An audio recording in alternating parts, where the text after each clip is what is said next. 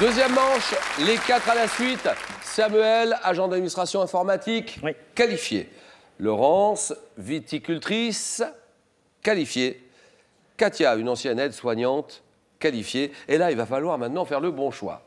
4 thèmes, 40 secondes, 4 à la suite. Le charbon dans l'histoire. Les écrivains grecs de l'Antiquité. Les villes, les pays, les territoires enclavés.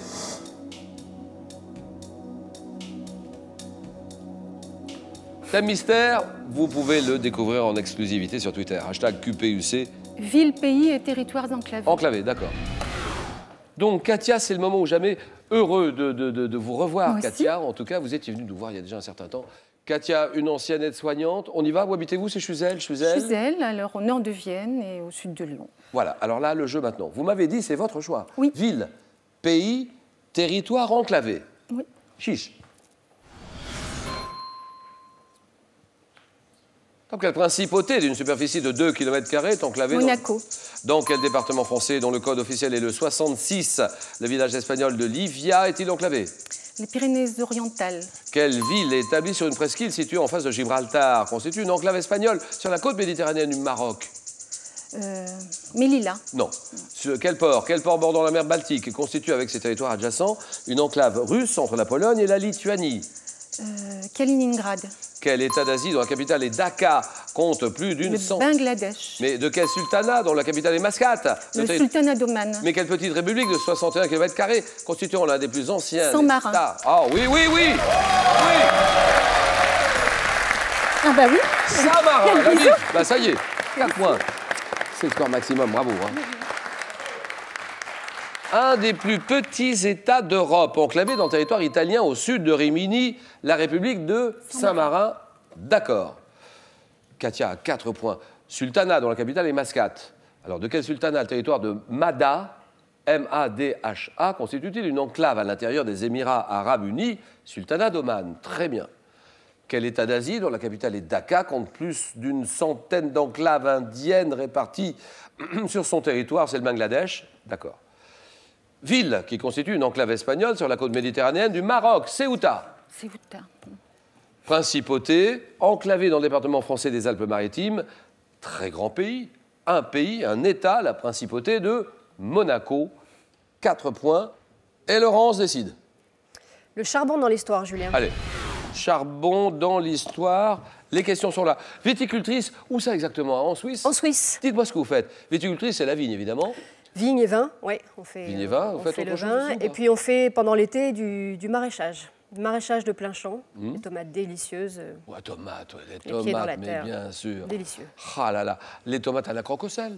Bien sûr. Juste quand ça, c'est tout. Quand elles sont bonnes, il n'y a pas besoin d'autre chose. Bon, Laurence, on y va. Le charbon dans l'histoire.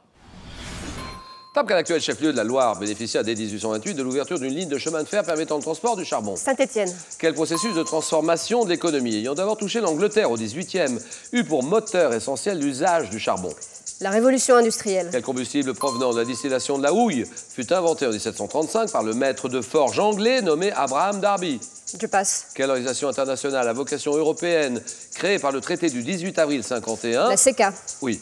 Selon la propagande de l'époque, quel mineur soviétique aurait dans la nuit du 30 au 31 août 1935 abattu en 6 heures 102 tonnes de charbon? Tu passes. En France, par quel terme désirait-on les marchands de charbon installés à Paris? Par imitation plaisante Les Bougnats. du parler des Auvergnats. Les Bougnats, d'accord. 2 points, Laurence.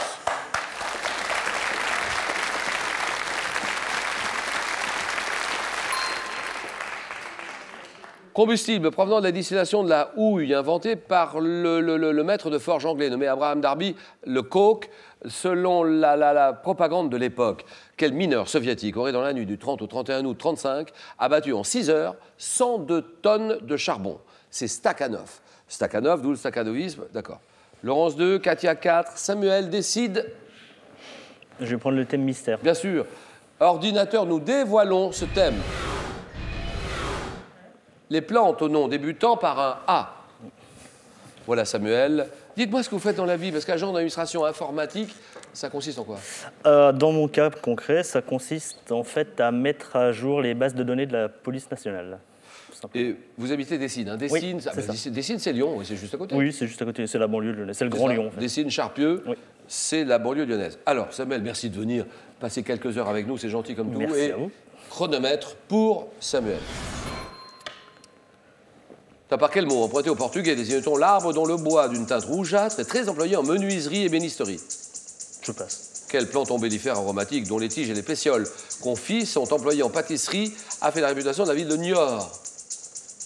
Je passe. Quel arbre de l'hémisphère nord dont le nom commence par un A est couramment appelé vergne ou verne au sud de la Loire? L'aulne. Oui.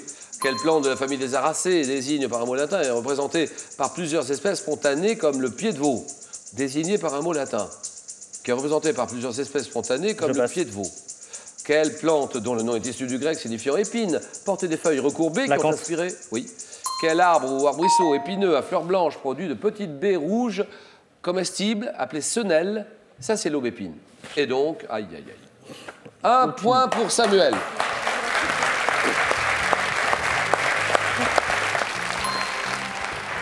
Plante qui est représentée par plusieurs espèces, désignée par un mot latin, c'est l'arome. Arome.